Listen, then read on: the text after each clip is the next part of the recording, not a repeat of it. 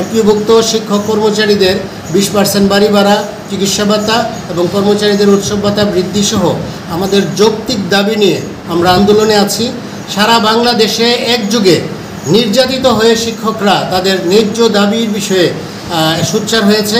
আপনারা জানেন, দেশবাসী, ঢাকা শহরে প্রেস ক্লাবের সামনে আমাদের যুগপৎ আন্দোলন চলতেছে। ওই আন্দোলনের সাথে আমরা সাড়া দিয়ে আমরা প্রত্যন্ত অঞ্চলের স্কুল, কলেজ, মাদ্রাসায় আমরা একযোগে কর্মবিরতি পালন করতেছি।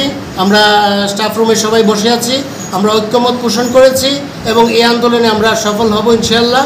বর্তমান সরকার আমাদেরকে আশ্বাস দিলে বা প্রজ্ঞাপন দিলেই আমরা কেবল আমাদের এই আন্দোলন থেকে পিছু হটব, নইলে আমরা সর্বোচ্চ দিয়ে আমাদের এই ন্যায্য দাবিকে আদায় করে আনবো ইনশাআল্লাহ।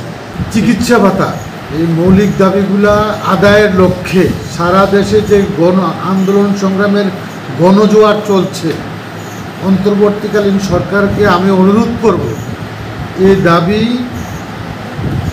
আর কালক্ষেপণ না করে কোনো রাজনৈতিক বা ষড়যন্ত্রের দুষ্টচক্রের সাথে আবদ্ধ না হয়ে সরাসরি প্রজ্ঞাপন আকারে জারি করার জন্য আমরা মুখিয়ে আছি।